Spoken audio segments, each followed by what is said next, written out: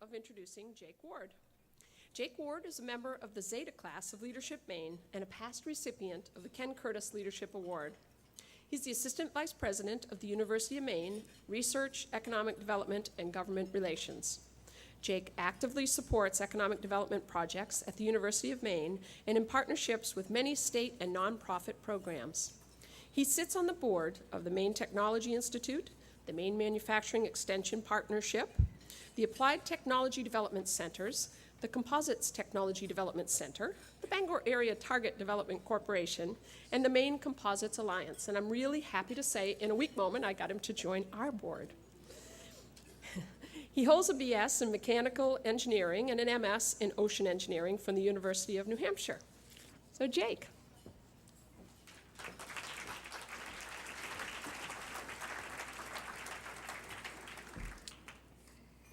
Laurie, thank you so much, and thank you for having me today to introduce Doug. Everything you read is probably about 5 times longer than I can talk about him. But first, I'd like to say congratulations to all the award winners from this morning. It's really impressive, and it's always an inspiring day.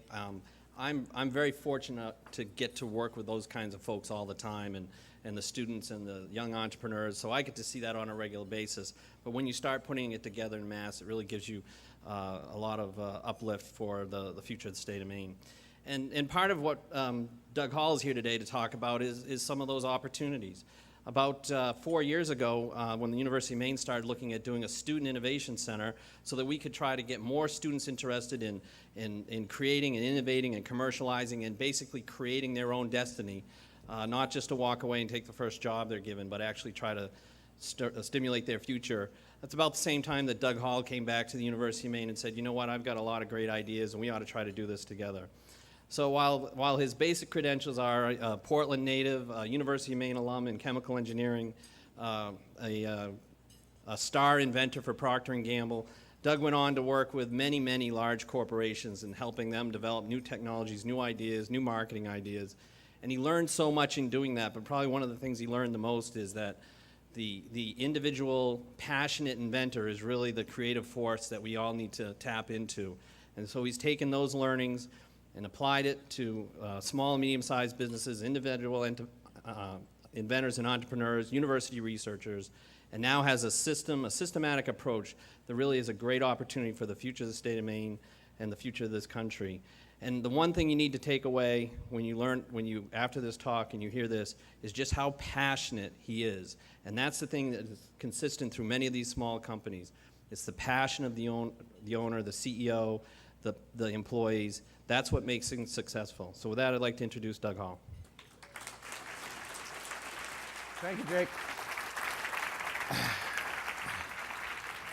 Now, I'm going to take off my Birkenstocks.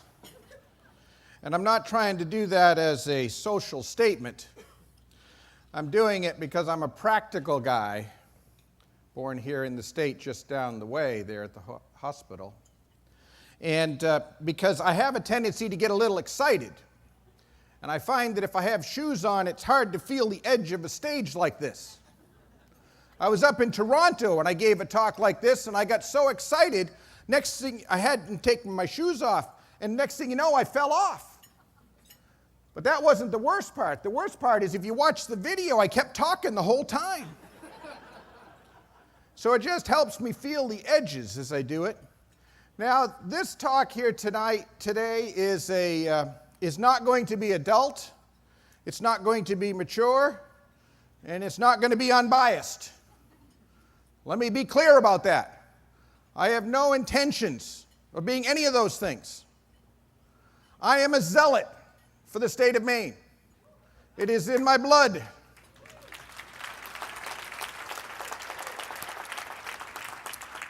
And I traveled the country, and I was born here, and the family then moved, but I still say I'm from Maine, and though I've lived more years in Ohio because Procter & Gamble took me to the banks of the Ohio River, I still say I'm from Maine.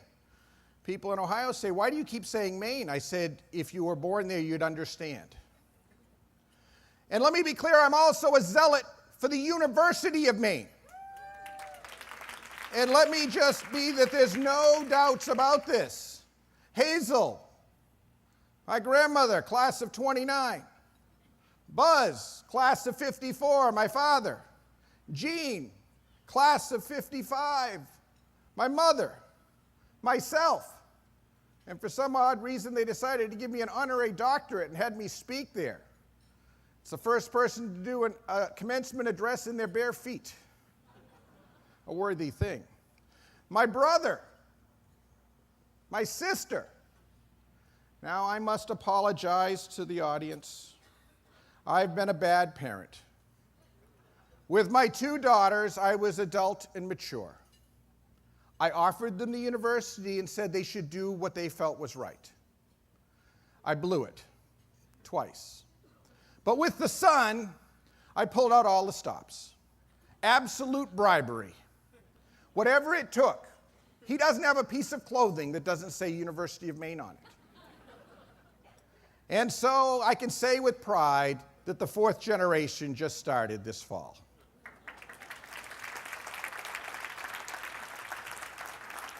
And if you see the band, he's the tall tuba player. He's playing in the band as I did, as did my brother, as did my sister, as did my father. So it is about Maine. Myself, I've been an entrepreneur since age 12, and the last time I was in this room was January of 1980. January of 1980, I was up in this stage, and I was doing the zigzag girl illusion. I was doing a magic show for the people that run the county fairs across the state. Got a couple bookings out of that day. And that was the last time I was here. I got a degree in chemical engineering, went on to Procter & Gamble, where I led the invention team, went into marketing, but I didn't do marketing. I applied what I had learned in chemical engineering, what I had learned in engineering about systems, was able to put products on the market in record time. I took their satanic logo, their logo, added shades and a mohawk. For some reason, they didn't see the humor in this. Well, after that, I went on to form my company. I was very fortunate. I got 3 rounds of financing. Financing's hard. I did it the way all great companies are done. Visa, MasterCard, and Visa. I have been very blessed. I'm married to my high school sweetheart, and I've been very blessed. And with that comes a responsibility, as I knew growing up here in the state, a responsibility to give back. My wife and I do that in a lot of different ways, and one of the most important ways for me is up at the university with innovation engineering. Innovation engineering is the career accelerator. I'm teaching 3 classes. It's a perfect time to go on sabbatical. Most people go on sabbatical and leave universities. I go on sabbatical and go to a university. And it's an incredible experience teaching 3 courses, 2 undergraduate and a graduate course. And yes, by the way, yes, some of you might be saying, I think I know this guy. Yes, I was the truth teller judge on ABC TV's American Inventor. As Simon Cowell said, I'm not being rude, but Doug is the most annoying man in America. So now that we've got that out of the way, I want to be clear, there's to be no whining during my presentation. And I'm not from away, so you can't say, well, they're from away, they don't understand us. I've got the blood, I'm a local. So we can be like family here and talk about what we need to do. Now, first off, what is innovation? How do we define it? Well, creativity is the creation of the novel, the unique. Invention is technical creativity. Innovation is creativity or invention with meaningful value. Quite simply, we define it as meaningful uniqueness. Meaningful uniqueness, meaning that customers are willing to pay more money. Very simple definition. They're willing to pay more money for the product or for the service. Why is it so important? Well, the data is clear. Companies focused on innovation, twice as likely to have above average profits. And this is data, by the way, from May, June, and July of this year. During today's downturn, those companies focused on innovation are making more money. Now, it's not a decision. It is fundamental to the survival of the great state of Maine. Research from Georgia Tech shows clearly that those companies with a focus on low cost is for losers. Those companies on quick delivery, voice of the customer, high quality, I'm sorry. There's to be no whining. Those focused on innovation, providing a meaningful difference to their customers, are the people that make money. It drives the economy. The fact of the matter is prices go down. As markets go down, prices go down. So the fundamental mantra of innovation engineering is simple. If you're not unique, you better be cheap. If you're not meaningfully unique, you better be cheap. So let me make it one more time. Some of you are sitting there, and I can see the thought balloons. You're saying, I'm meaningfully unique. Okay, here's our direct, no excuses approach to it. Are your profit margins 10%, 20%, 50%? Higher than your industry? If not, you're not meaningfully unique. Because it means customers are not willing to pay you for that uniqueness, which means it's not meaningful. That's the focus. Benchmarks, great companies. Profit margins, significantly higher than competitors. Benchmark, over 47% of your sales and products and services that you didn't have 5 years ago. A pipeline system, proactive, not reactive. Employees are driving the innovation, and management is the coach. Employees are driving the transformation. That's what it's about with innovation engineering. It's about learning the tools and acquiring the confidence to create, communicate, and commercialize meaningfully unique ideas. That's what it's about. Create, communicate, and commercialize. Giving them the tools and the confidence to do it. Now, given that he's mouthing off about meaningful uniqueness, a fair question is, what makes innovation engineering meaningfully unique? Well, a couple of things. The first is a systems approach. As Deming said, 94% of failures are due to the system. 6% are due to the worker. It is the system that we must transform. It is through transformation of the system. Beating the workers will do no good. You and your people are great.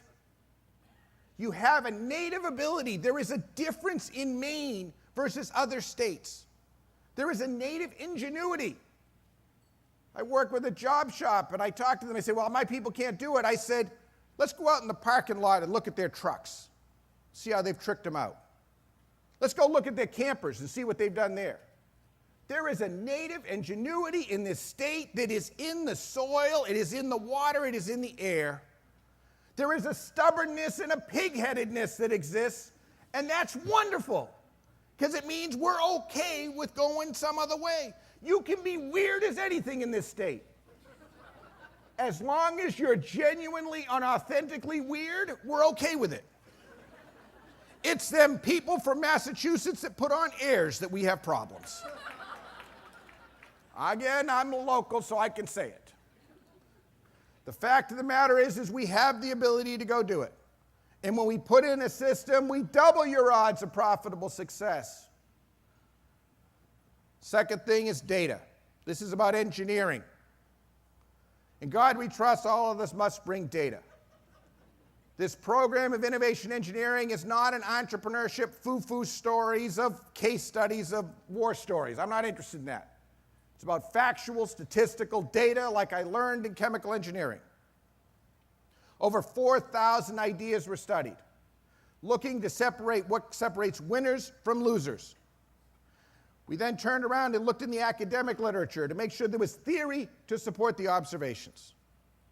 6,000 teams measured. And when I say measured, I mean quality control charts. Quality control charts on the effectiveness of the teams and how to make a transformational leap in your people. Third, real-world experience. And the ranch continues on today. We are actually having our best year, our consulting group, in the history of the company. We are counter-cyclical, and when things go crappy, people realize they can't just use the fine-tuning knob to make an improvement. They have to do bigger stuff. One of the things we do with innovation engineering is real ideas for real companies. We don't have students coming up with ideas for a coat hanger. When I did chemical engineering, we'd come up with ideas for a plant, we'd do plant design, and we'd have to work on real stuff. That's what this is about. As a result, we are working on the real things for people. So why the name? Well, chemistry, studies of materials and properties. Chemical engineering is about practical application. And that's what this is about. This is not a creativity program. I love creativity. It's cute. It's fun. That's not what this is about. The name. Some of the students initially had some challenges with it, and then we explained it to them this way. The overt benefit of this name is to help you sell yourself. Because, see, it's available for all students in all majors, whatever their degree, career, or passion. So it goes like this. Oh, this is we're interviewing. I see you're majored in art history and have a minor in innovation engineering. I've never heard of that before. What would that mean? Well, it means that I know how to create, communicate, and commercialize meaningfully unique ideas in art history. For my final project, I applied for a provisional patent on a new system for museums. I've listed it at the National Innovation Marketplace, and I'm in negotiations with a company in England that are interested in licensing it. That's what we're talking about. We believe at the university that we could have 50, 60% of the students graduating with a minor in innovation engineering, so that a student who takes a degree because it's their passion can actually go do that, can go do that in the world. It is an activator, a career accelerator no matter where they are. We have a minor where they go through and learn the fundamentals, they work case studies, and then the last 2 courses they apply it to whatever their degree, career, or passion is. We have a graduate student certificate. We also have a leadership institute for those of you that are in economic development and for company leaders. More about that later. So let me take you through it real quick. Just a quick overview. Create. The need for innovation improvement is massive. If we look at the number of ideas it takes to get to one success, I mean, it's a disaster. If it was a manufacturing plant, we'd shut it down. But we sit around and say, well, it's okay. It's not very good, but we're no dumber than anybody else. That ain't the way it works. We did a survey that said it takes on average 7 brainstorming sessions to come up with one idea. It's ridiculous. So we measured it. We quantified it. We looked at different variables. And we statistically evaluated a simple model. That the eureka, the big ideas, come from exploring stimulus, stimulus to feed the brain, leveraging diversity of thoughts. This is what causes the ideas to happen, but it's reduced by our level of fear. Double your fear, and you cut your output in half. Multiply times a gazillion as we are today, and you got no chance. It's time for a revolution. Exploring stimulus. It's about feeding the mind with uniqueness, customer insights, technology. See, the classic way to create ideas is brainstorming, or brain draining, or the suck method of creativity. This is a short experience for most of us. And just so that you're clear, I said at graduation, I said, those of you who graduated with honors, I am so impressed, and it is so awesome what you've done.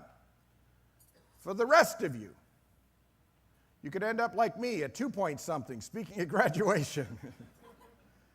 Folks, we've got the ability, but we need to use the tools.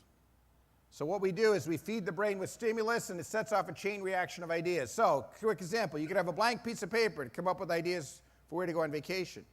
Or you could have stimulus. Which one's easier?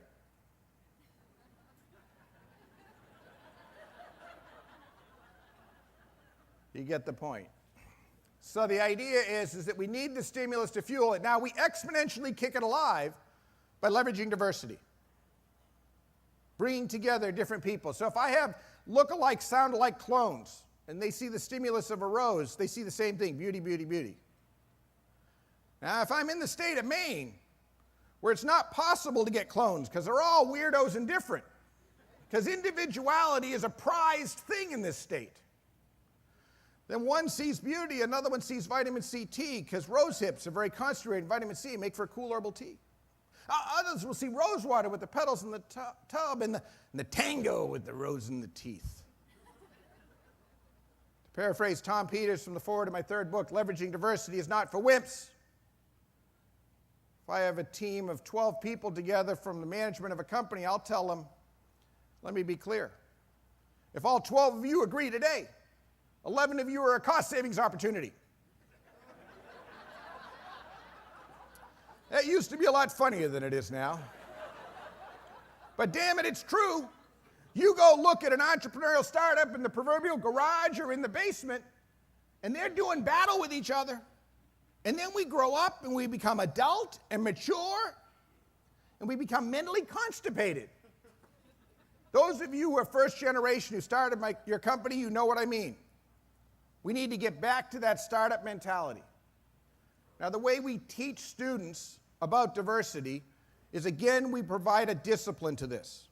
And that comes from the Herman International. Ned Herman does more research on thinking styles than anybody else on earth. Some 60 PhDs have been done on the Herman whole brain model. Think of it as a visual version of Myers-Briggs with some other elements that are really focused on the inventive spirit. There's 4 different styles of thinking. And I'm going to show it to you the way we showed it to students because they could kind of get it quickly. It's the quick way to do it. We call it the Star Trek model. Up in here, you got Spock. It's the facts, damn it, and I don't want anything but the facts. Now, the diagonals are where the fights go on.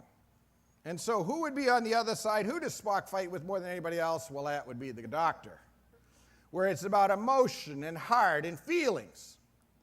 Over here, we got Scotty in the engine room who deals with process and the production aspects.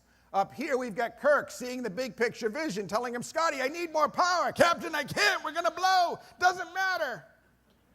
And so the 4 dimensions that come to life. Just last week, the students have been teaching this, and they've been learning, and we teach them how to cross-train, how to increase their brains and force them into the areas that they're not. We put them into whole brain groups, and we have a whole model that does it. When we do things like stimulus mining, again, we walk the brain because, see, with your team, we want to leverage your strengths. We want to play from your strengths first. We want to get you wins because we've got to make money. In the educational institution, we work on their weaknesses, so to grow them, because that's what it's about. With the executive program, our goal is to get you to lead with your strengths, get wins, and then do the other, then start to build you up more. So with stimulus mining, we do different things. The red, or the C quadrant, is the voice of the customer, understanding and feeling it. Directly opposite that is tech mining. I'm going to talk more about that. Finding technologies through open innovation that can help us. Benchmarking. How do we stack up versus others, other products in the marketplace? Learning this information. The yellow is trends and inspirations, elements that can cause a leap. In diversifying thinking, again, we dive deep.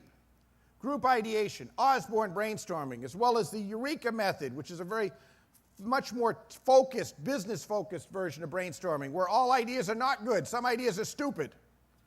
And it's much more focused on ideas from the heart that you can make more money on. Some people think of brainstorming is like a root canal without Novocaine.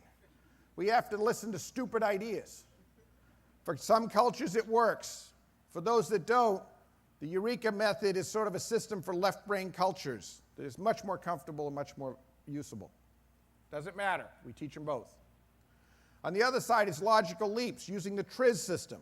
I just got word this week that the University of Maine students in innovation engineering, the TRIZ journal, this is a Russian system based off patents, they have asked the University of Maine innovation engineering students to write a journal article to be published on how to take the 40 principles and to apply them. Because the whole concept of what we're doing there has caught a real wave with them. Idea engineering, checklists, deconstruction systems, radical leaps, stimulating the subconscious out there and where we're stretching the minds. It's about real ideas for real companies. In fact, we've been doing Maine companies. If your company would like to participate, we give the students a challenge. What we ask of you is 2 things. I do a phone interview with you that we record, and we present that so the student can hear you talking. We then give them a challenge, which matches with their schoolwork. They create ideas. If it's the undergraduate and the graduate class, together you'll get, anywhere from 1,000 to 10,000, depending upon how sadistic I feel that week. We had them do 200 ideas for candy, and I didn't like them, so I had them do another 200, just for good effect. You know, you have to stretch these kids these days, you know? I guess I'm getting old. So the idea is to create them. We'll create the ideas. We'll send them to you, and all we ask is that you give us feedback. The ideas are open source. We give them to you. You're free to use them. So if you would like to have ideas, and I'm talking technical companies, I'm talking service companies, I'm talking yes, yes, and yes, I'm talking nonprofits that need to raise money.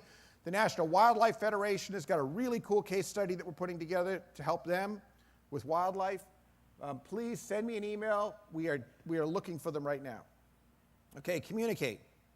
So we got the ideas, but then we got to communicate them. We got to evaluate them. This is about the laws of marketing physics. I always thought physics was the coolest. My dad took engineering physics. I always thought physics was cool. It's about dramatic difference, overt benefit difference, and real reason to believe difference. Are you catching a theme? If you're not unique, you better be cheap. Overt benefit difference. You triple the effectiveness of your marketing message by overtly, bluntly, directly telling customers what's in it for them. Now, I know this directness is not right here in the state. It's like you're boasting or something. Well, get over it. Charming humbleness is great for the tourists. We got to do business against the Chinese and the folks from Massachusetts and New York and Canada and everywhere else. We got to tell people what's in it for them. I'm not talking about lying. I'm not talking about marketing hype. I'm not interested in any of that.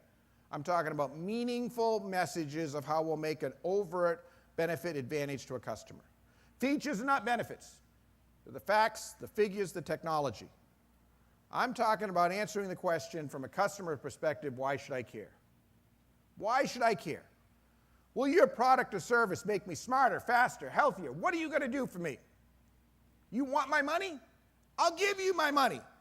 But what are you going to do for me? How are you going to be unique? If you're not going to be unique, I'm going to make you unique because I'm going to make you give me a discount. Your choice. Your choice. Feature, stabilization control. Why do I care? Reduces rollover risk. I get it. Why should I care? Why should I care? Why should I care? Why should I care? Why should I care? Those of you familiar with Deming's work, my dad worked with Deming when he first came back from Japan, and familiar with Deming and Six Sigma will be seeing very strong similarities throughout the entire program. It's built on the exact same principles as what Deming taught. Now, there's different kinds of ideas for growth. At our core, we have current customers and current capabilities. This is where we need to improve the core continuously, but the sad thing is this is not where the money's going to be. You improve your profit margin by taking your current capabilities and adapting them for new customers and markets. Adapting your capabilities to new customers and markets. The other way you do it is by taking your current customers and leading them with wow products and services. Leading them. Don't do what they say. It's not about reactive, it's about proactive. Leading. Ideas that anticipate customer needs 10 times likely to be successful. We must lead. Up here is the new, and I say don't go there.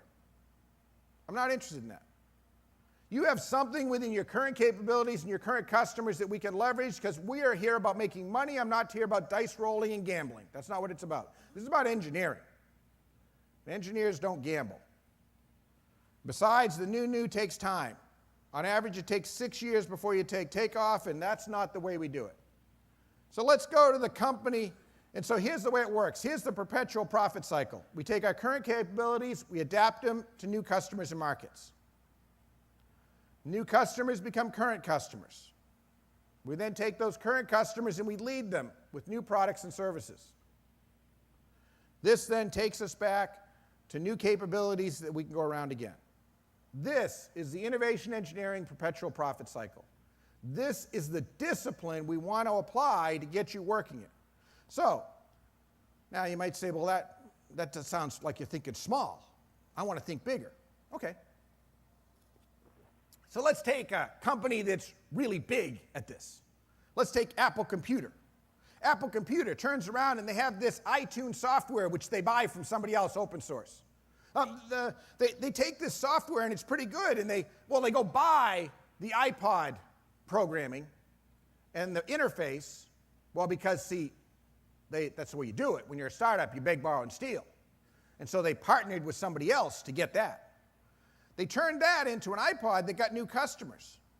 Well, those new customers became old customers, and they said, well, what else you got for me? Well, it becomes an iPhone.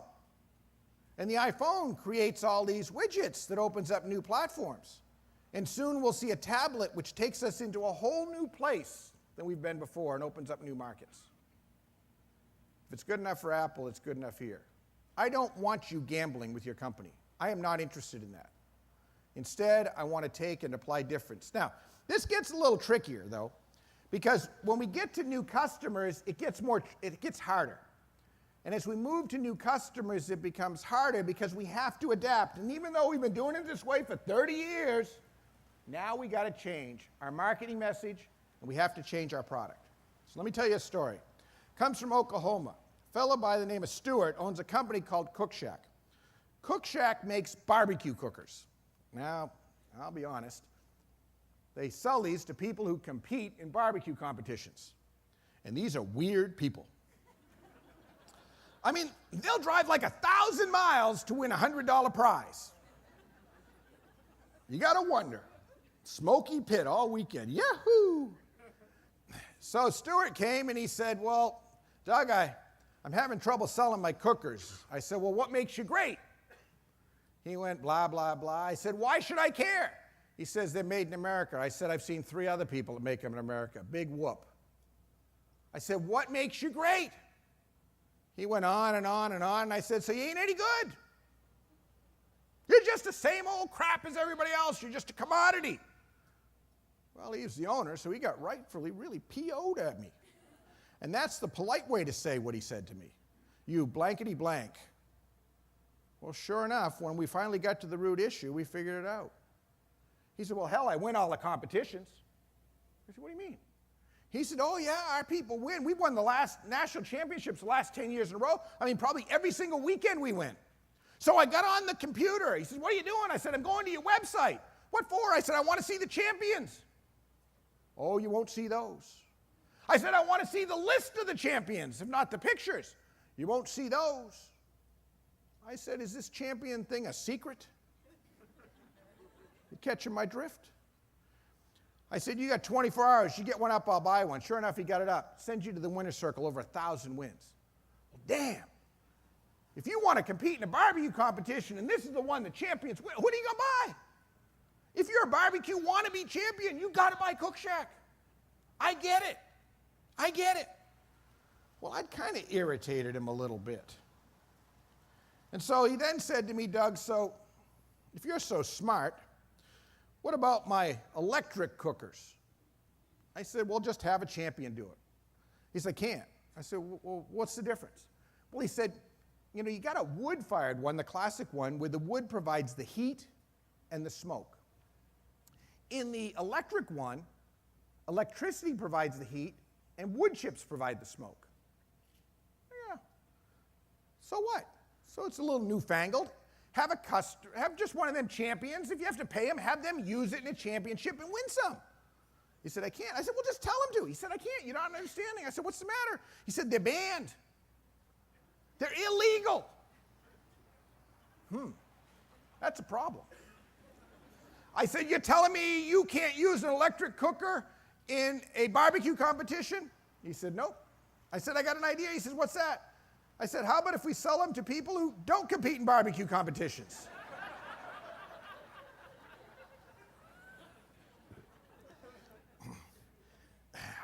So, now that we can't use it there, we're going to have to go somewhere else. So, my friends, here is the marketing message, the new marketing message. On the website, you can see it. Warning, this electric cooker is illegal in competitions. It gives the user an unfair advantage as the even heating makes it too easy to make perfect barbecue every time. I don't know about you, but when I see golf balls that go too far, I buy them.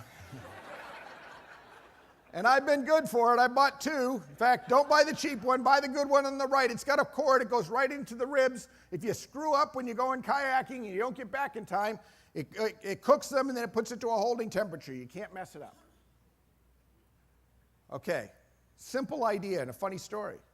But I've done it myself, folks. We get so entranced in our own business. I've had interns come in the summer and say, well, why don't you do this? 2 years ago, my daughter was taking engineering at a second-rate school. I won't even say their name because it's not worth saying it, but because there's only one school to go to. So bad. And she said, what are you doing with green? I said, I like it. It's money. She says, no, Dad, you got to do green. And then she gave me this, story. Next thing you know, she goes and puts together a story and shows me how I can make more money with green. Now, fortunately, she's stubborn. It's in her upbringing. And she convinced me of it. But you're told all the time by young people, what if we went into this market? And you say, no, we're not going to go do that. The fact of the matter is to get those more profitable customers to do that, we sometimes have to do it. The challenge is as we go into them, as we start into them, it's going back to the start and getting that startup entrepreneurship attitude that Jake talked about. It's that passion. It's reigniting the passion you had when you started. It's getting those people going, and in the beginning it can get kind of confusing. Confusion is not a strategy for success. A fellow by the name of Stefan had this sign out front of his place. Seasons of time, Epicurean food and wine. I said, Stefan, what the heck is that? I mean, it could be an herb store, a food store, what are you thinking? He said, I thought it was cute. I'm not interested in cute. So we changed the sign. Ladies and gentlemen, marketing brilliance. Seasons and time, Epicurean food and wine. Seasons and time, restaurant. Stefan said, you're a genius. I said, what do you mean? He says, Doug, I went around to the tables like I do every night. I got to the third table. I asked him what brought him in. Doug, for the first time in 4 years, someone said, the sign.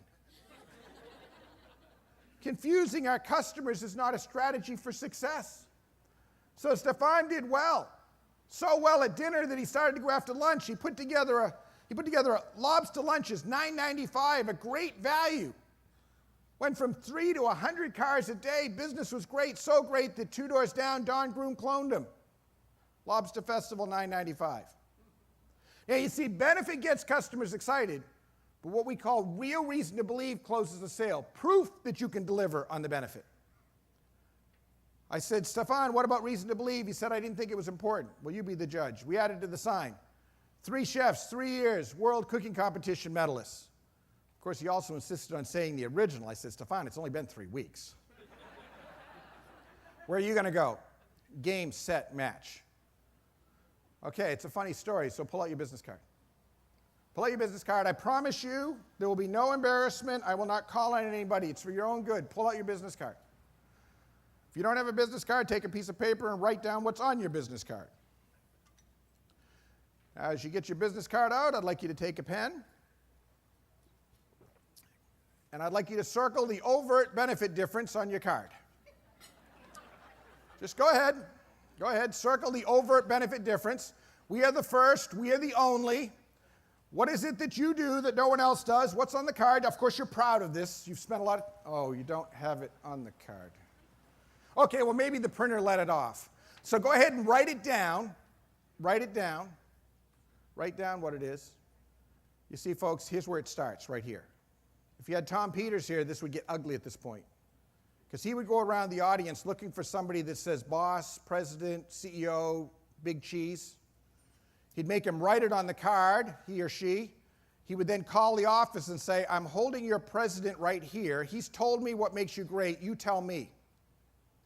Then he'd go to the VP of R&D, the VP of marketing, calling their cell phones, and you would crawl into the table at this point.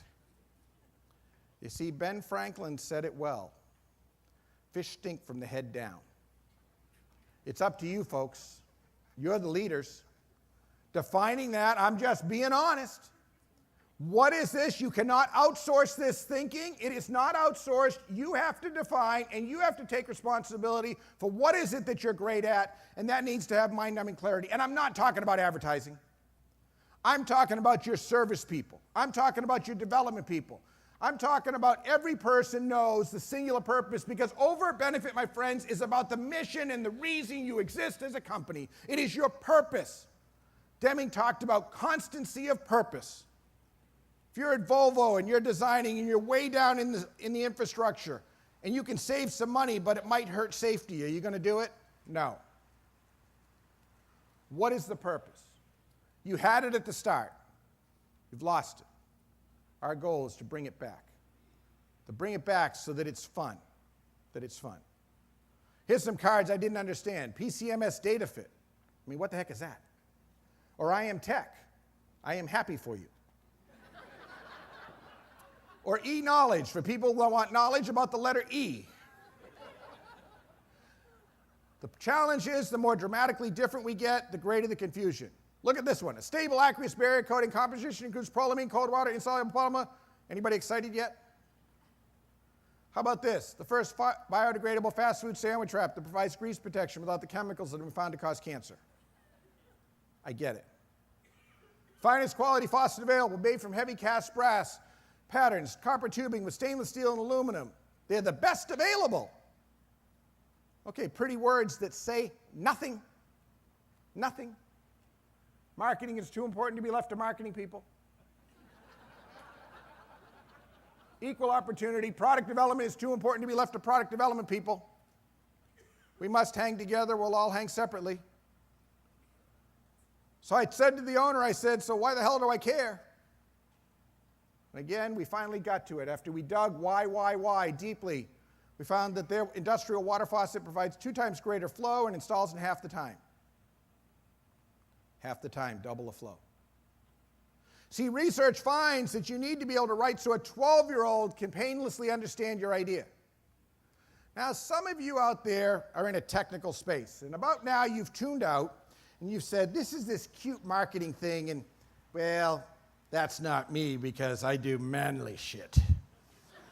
I work on techno crap, and we don't have any of that 2-bit marketing garbage at our place. We do real shit. Our people go, and our technical people, we sell on our technical specifications and our great intellectual horsepower. Let me see if I can role play for you how it works. Your technical geek goes and talks to their technical geek. And geek. It is a geek fest of joy about the molecular wonders of what we have. And then at this point, the technical geek is so excited. There's that little manner of the 3% upcharge, but he's so excited. He then goes and talks to who? The marketing and accounting droids. Sadly, marketing and accounting droids were never taught geek speak. They can only understand one number, 3% higher cost. Okay? So, obviously what happens is reject. Geek comes back and says, dude, I love you. You know I'm with you. This is impressive. But, you know, we've had a corporate restructuring. We got blah, blah, blah. Insert one of 500 excuses. We're just not going to be able to get you the money. But, you know, if you play with me for a while, maybe I can figure out how to get it later, right? Is that the way the game works? Yeah. And now, the fact of the matter is that when you come in with that, you've got to articulate the overt benefit that 3% higher cost increases total quality, reduces cost on a long run, on the run of the manufacturing. It's up to you. You have to get your technical people speaking benefits. You need to get your marketing people understanding the technology and how it works. Never let a customer say no because what you offer doesn't let a customer say no because what you offer doesn't apply to them, but never let a customer say no because they don't understand what you're offering. Okay, create, communicate, now commercialize. The challenge is the kind of ideas I'm talking about, dramatically different ideas, cause operational chaos to one or more departments. I'm going to tell you straight up. To do what I'm talking about means you're going back to a startup. That's the time when you're alive, when you're excited. Guy came into me in Detroit. His company's there. He was in his 70s. The people are sitting there in the room. His kid's there running the company. I started talking about starting up like a startup, ranting like a fool. He turned around and he said, listen to him. And he started to cry. He came up to me afterwards. He says, Doug, I want to apologize for crying. I'm in my 70s. It happens. I said, that's okay. He said, no, Doug, I want to tell you why I was crying, and I would like to ask you a favor that you tell this to every audience. And I'm honoring that man's request right now. He said, I cried because as you were talking about the startup, it took me back to my brother and I, because my brother and I started it. He's not with us anymore. But when we started this company, it was so much fun, we could hardly sleep. So much fun, we could hardly sleep. And folks, it ain't been fun for a long time. We're in Maine, damn it. We're better. That's why God brings the sun to us first. Fact of the matter is, so how are we going to do this? Well, we're going to do it because we're not going to be stupid. We're going to be smart about it. We've got the University of Maine here. And the University of Maine turns around and puts discipline against it. And we change the system. We don't beat the workers. We don't say work harder. We turn around and change the system. And the system's called Trailblazer. And it's about starting up like a startup. 4 simple principles: personal passion, core at the center, simultaneous engineering, promise, product, and profit. Fail fast, fail cheap, the Deming cycle, get smart and rich, open innovation connections. It's a system that I used at Procter to get products out the door faster than anybody on earth. It's a system that P&G continues to use that drives their success rate better than anybody else. The key is at the Scout. Somebody has a personal passion. They're the general manager. They can come from any department. They're the hub of the wheel. They manage simultaneous engineering. They manage the marketing promise, the product service reality, and the profit formula.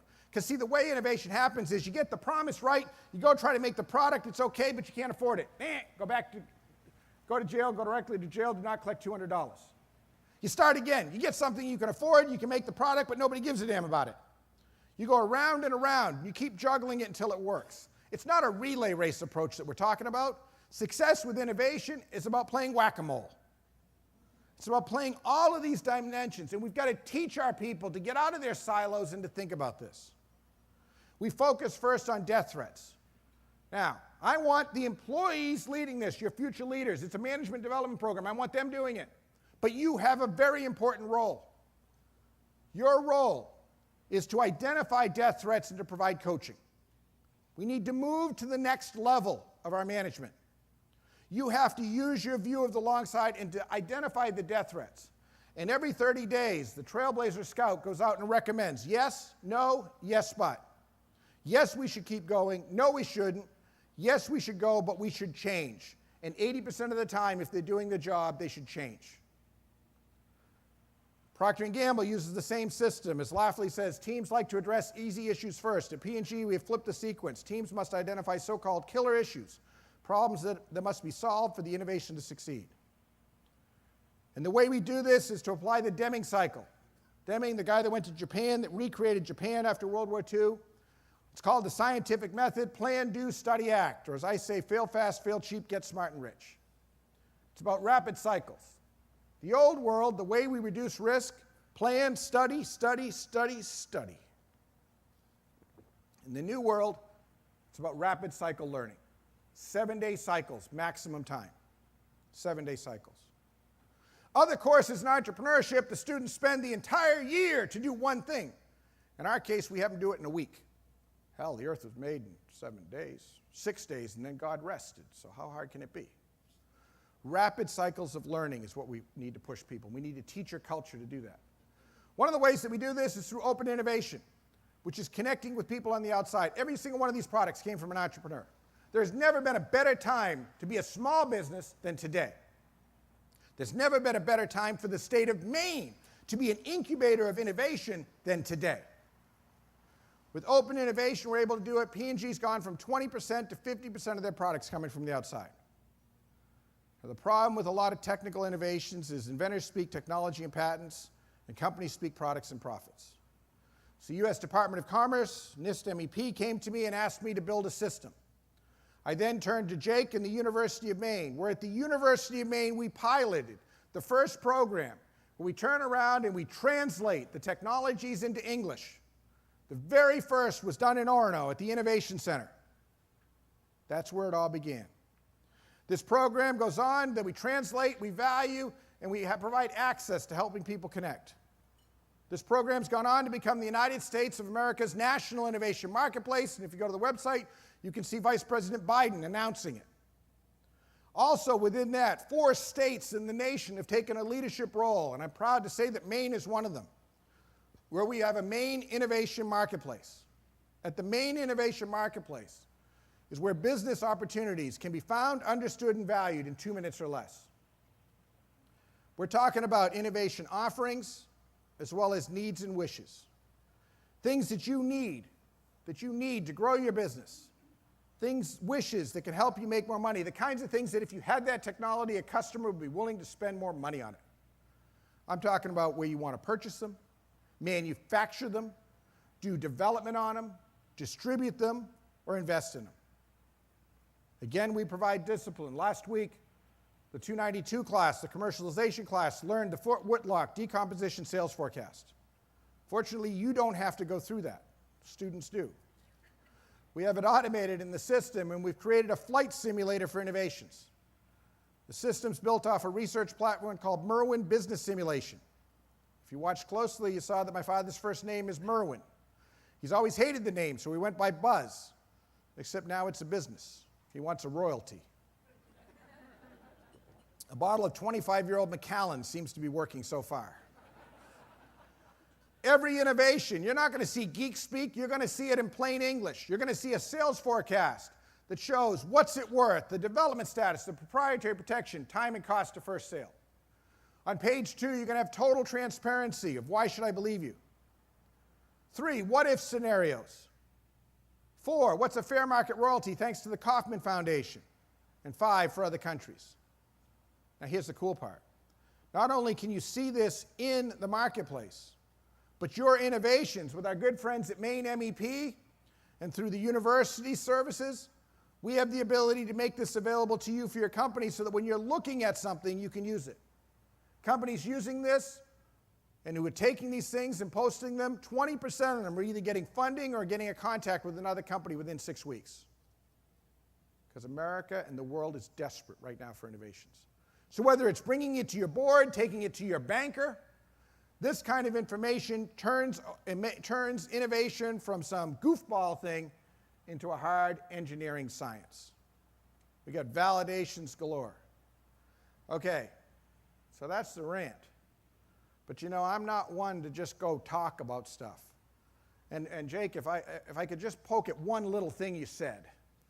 He talked about, in the past tense, he worked with companies, and that he's now doing this. No, I still work with companies.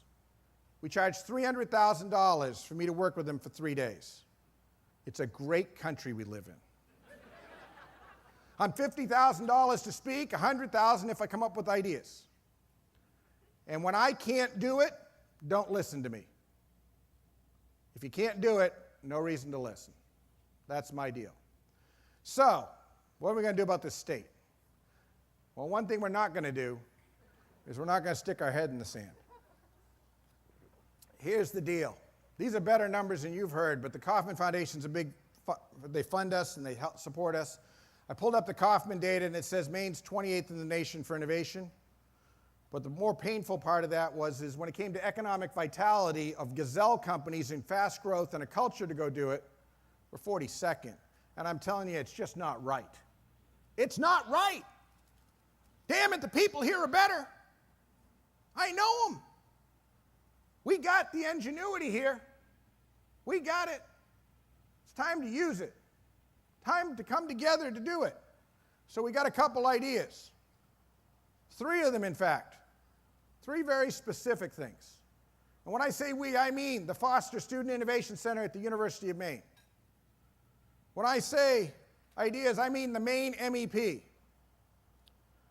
When I say ideas, I mean the Eureka Ranch, and I also mean Kathy Renaud from the Office of Innovation. And we're getting other folks who are coming behind it. See, my goal is to do a quick strike here. I'm going to recommend something we're going to do quick, so nobody will have time to hold meetings about it. And shit, we might do something. So, we're putting the band together, and here's the idea. The idea first is to take Maine from 28th to leading the nation in developing an innovation-driven economy. We got some incredibly cool stuff. The conference he was talking about earlier that's coming up in November, I'm going to be down there ranting again. We're going to be doing stuff. I got Washington watching. Vice President Biden has endorsed the stuff that we're doing. On Monday, Obama gave a speech of his innovation strategy, and we're embedded in the bowels of the government into that. And so we're putting together an effort. The Department of Commerce, I met with them last Thursday, and they're behind it, and I've called it the Maine Plan. It's the Maine Plan of a test. And Karen Mills at SBA, we're bringing them together, and we've got states. I was delayed getting in here this morning because I spent an hour on the phone with New York State. That New York State wants to do it, and they say, well, why can't you bring it here? I said, because it starts in Maine. And they then tried to explain to me why their state was good. I said, yeah, but you got a problem. She said, what's that? I said, the Yankees.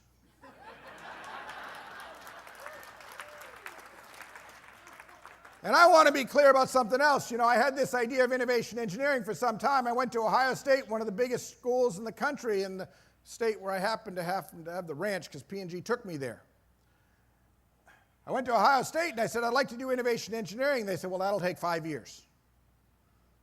I went to the University of Maine and President Kennedy said, let's go this fall. Ohio State came back last fall and said, can't we get it? I said, sorry. When we're ready to license it to you, you can buy it. Because it is a trademark term and we intend to sell it. That's what we're going to do. Idea number one, gather a critical mass cluster of state of Maine inventions. Needs, wishes, and inventions. The needs and wishes of all of the companies in the state, the innovation offerings from the university, the researchers, the citizen inventors, the entrepreneurs. Imagine a world where we bring together 1,500 needs and wishes and 500 innovation offerings, and we make the connections. This is what we're talking about, folks. We're talking about the largest gathering of this that's ever been done. And I've talked to Kaufman and having talked to the Commerce Department, nobody's ever attempted what we're about to do. We're putting this together to go out after it.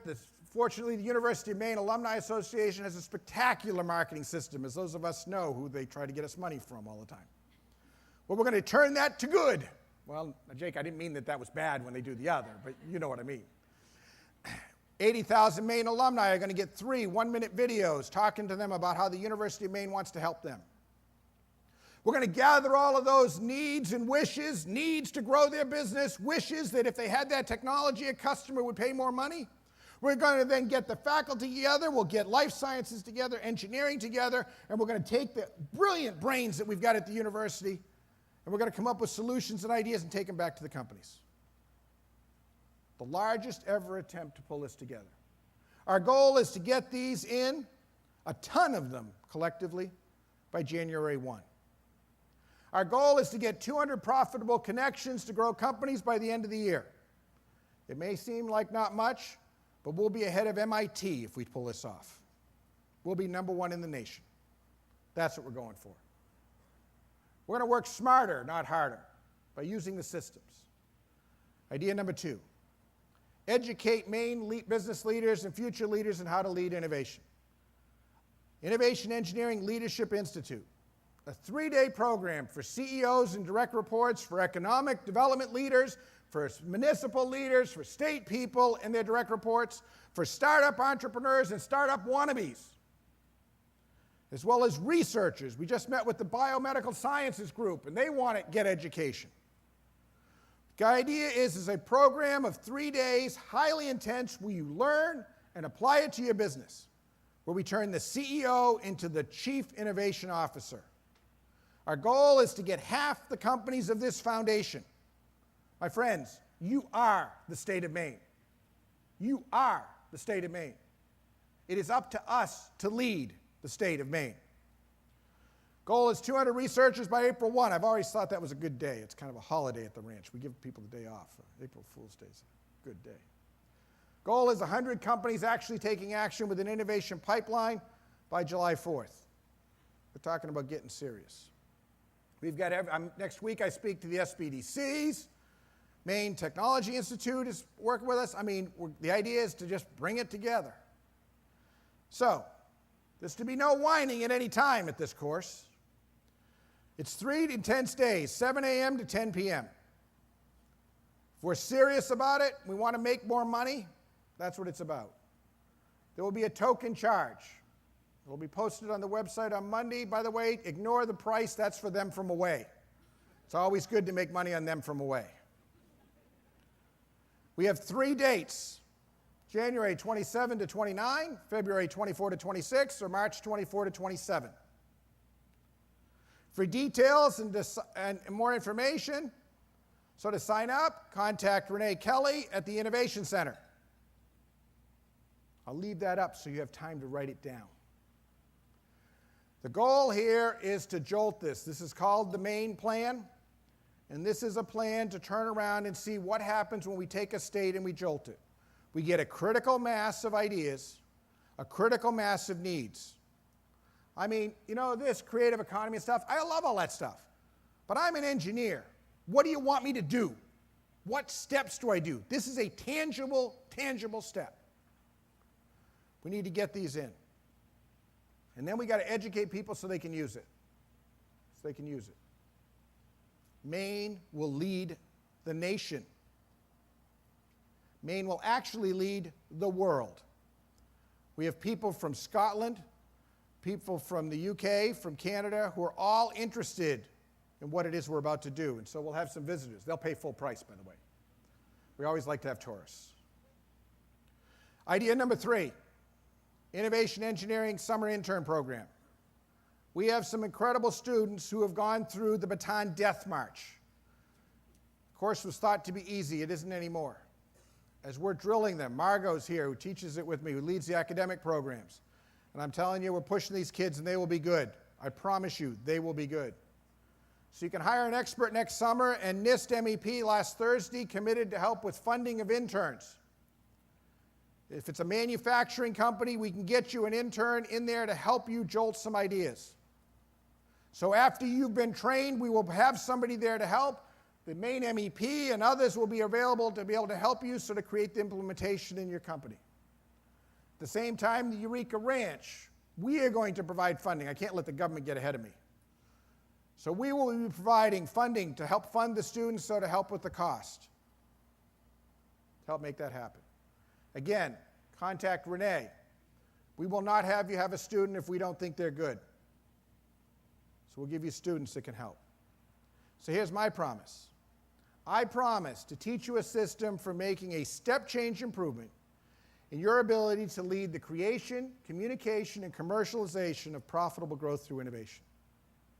I will donate 100% of my time and my ranch staff time and all of the research costs. The university is paying nothing for me up there. Damn it, it's family. Don't charge family. You're family. We don't charge family. There'll be a token charge to cover the expenses because they can't lose money, its budgets are tight. But there will be no fee to do it. That said, this plan is sure to fail. It's sure to fail if we don't work together. To paraphrase my hero, Ben Franklin, we must all hang together for the state of Maine, but most assuredly we'll all hang separately. Now, I know that we've got all of these groups, and I know we've got wonderful programs, and I know that everybody fights at the State House for money, and I know that, you know, blank, blank, blank, your dad screwed my dad years ago, and so I don't talk to you. Get over it. Get over it. The state of Maine is one giant startup now. So we're going to talk straight, or we're going to jolt this puppy. And I will do and help, and we're talking about doing the program. Why those dates, if you look at them, those dates are a Wednesday, Thursday, Friday. Why are they Wednesday, Thursday, Friday? They're Wednesday, Thursday, Friday because I'm staying Saturday and Sunday. And so within the program, I'm talking about me personally helping you. After you've done some work to do it, I'm going to personally help you.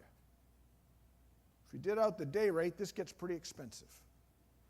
The goal here is to get serious about this and to use the state as a place. For those who say they can't, I can't innovate, my industry is the way it is, and you don't understand, Doug, my industry. Well, we work with MEP. I've sat with 800 manufacturers across this country in the last 18 months, so get over it. So, if you can beat this one, then I'm okay with you. I know a guy who has a business that sells flour, water, yeast, and salt. So, Gary Gottenbush participated in our Eureka Winning Ways programs that the Maine MEP does, that we've built with them. And Gary Gottenbush invented a new type of stuffed pretzel that he got a patent on. And this new stuffed pretzel is taken off, and he's selling them now all over the country to people. And his business is up 50%. He just commissioned $1 million plant to keep him going because it's so unique what he's doing. And he can't fulfill anywhere near the orders that he's got. Gary Gottenbush doesn't believe there's a recession. But he understands if you're not unique, you better be cheap, and he ain't interested in being cheap. It's real simple, folks. We got to do it. But for Maine to win, we must drive out fear. So here's a quick test of fear. A quick test of fear. How many times in the last 6 weeks, 6 months have you failed spectacularly? How many times have you turned around and stepped over the edge? You know, fail fast, fail cheap. Oh, you didn't? Oh, yeah. Well, you used to do that. But now you're adult. You're mature. You're proper. Well, folks, the only way to find the edge is to step over. I stepped over the edge in the high Arctic, 1,600 miles north of Alaska, traveling to the North Pole, recreating state-of-the-art hero Admiral Peary, who 100 years ago discovered the North Pole. Recreating his last dash to the pole. Came to one of hundreds of pressure ridges and open water leads and took my skis off. We're going to go in front of the dogs and pull the dogs so to get the weight going this way, the force this way instead of the vector going this way.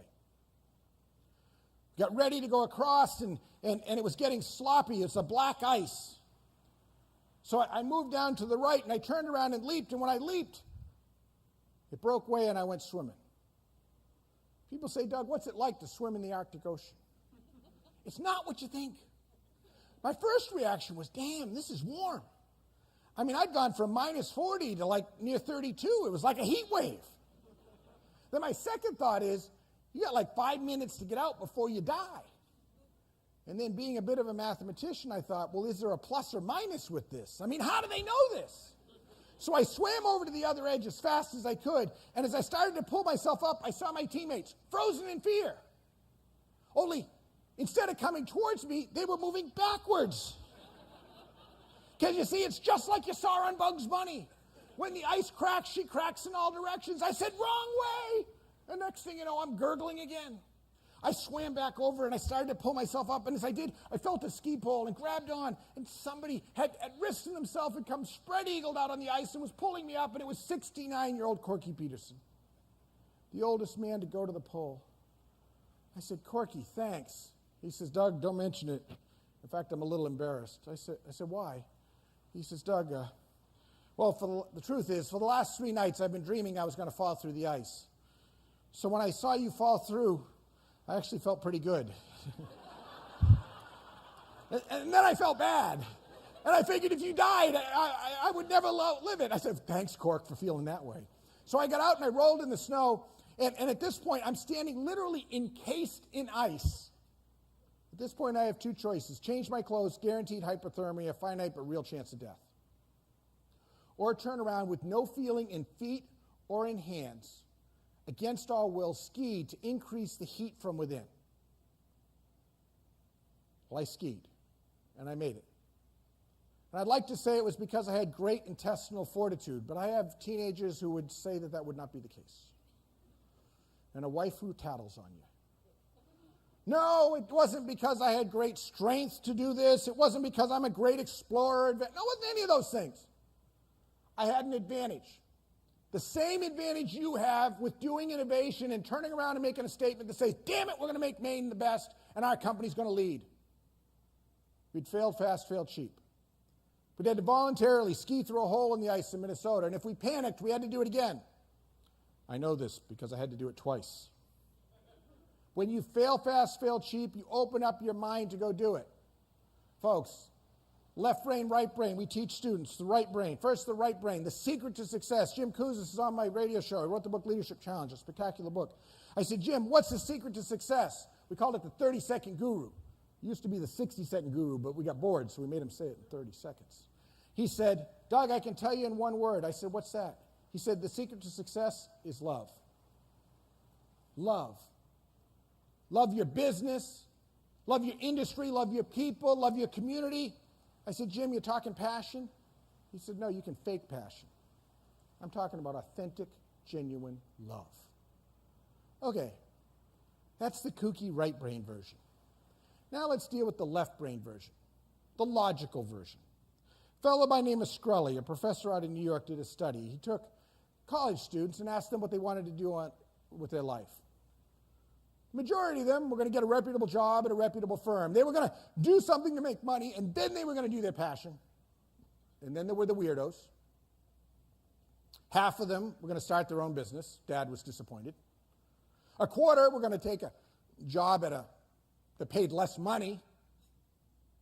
Damn, spoiled those kids, overpaid them, didn't we, as a kid? And then a quarter were going to work for a bleeding heart nonprofit. Can you believe that? Jesus. What am I going to tell the guys at the club?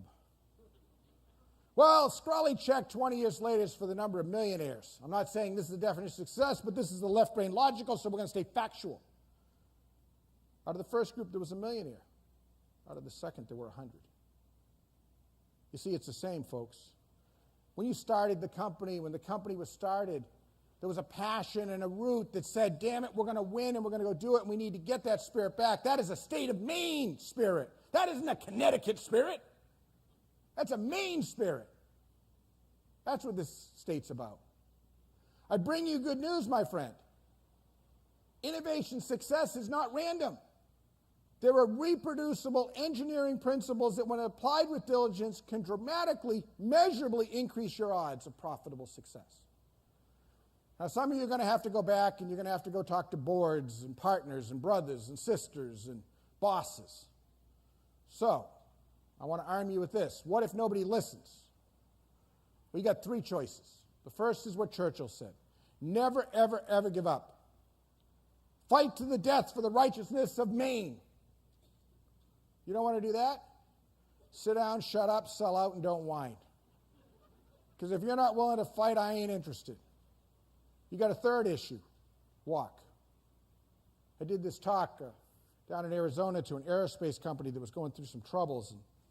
And after I did this, somebody came up to me, three different people came up to me afterwards. They said, Doug, are you hinting to us that we should walk? No!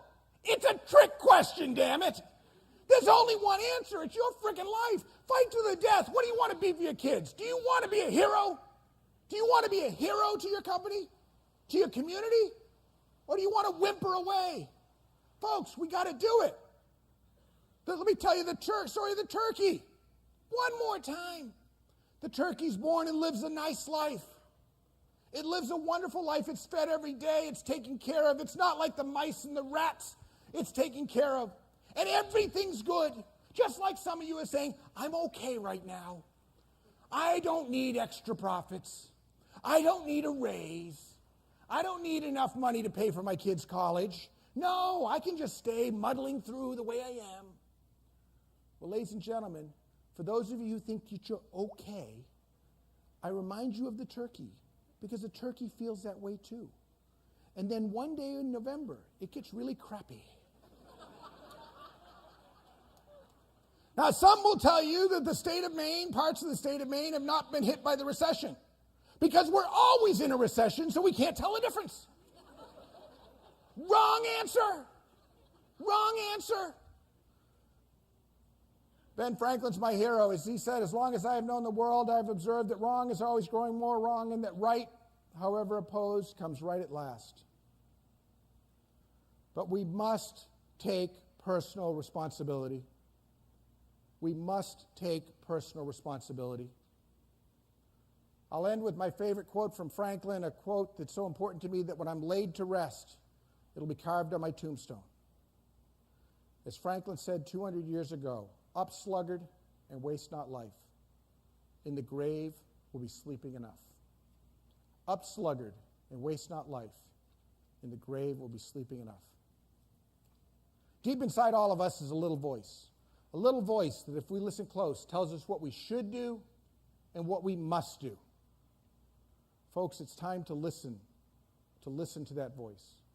To listen and believe in that voice, to believe in our ideas, to believe in our people, to believe in our company, our community, our state. So what are you waiting for? Get up, get out, get going. Thank you very much, everybody.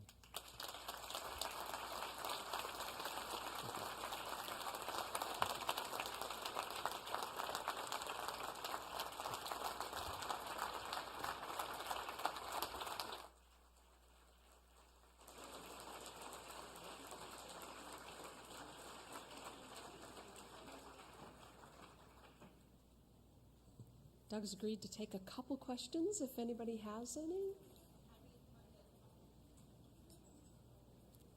Yeah. Yes.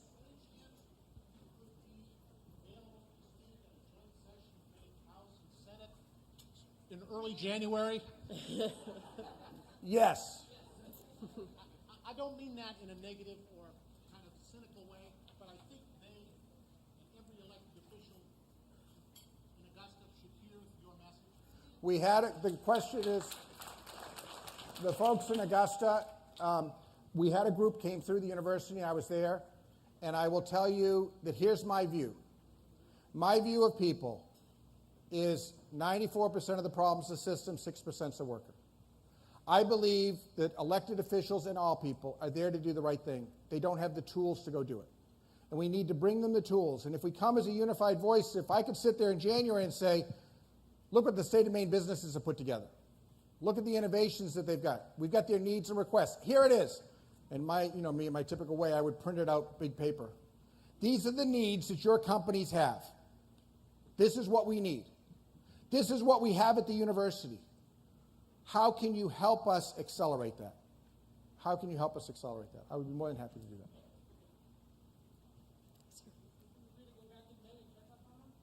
that. If we build the system right, we never inspect inequality. We build quality into the process. And we build it right the first time. So the systems that we're putting in place will be measuring that and doing that. And that's the way we do it. I do not believe in corporate communism top down. I believe in building systems.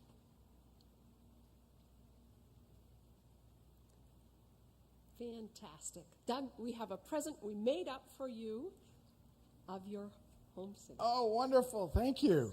Thank you so very much. Thank you so much. Thank you.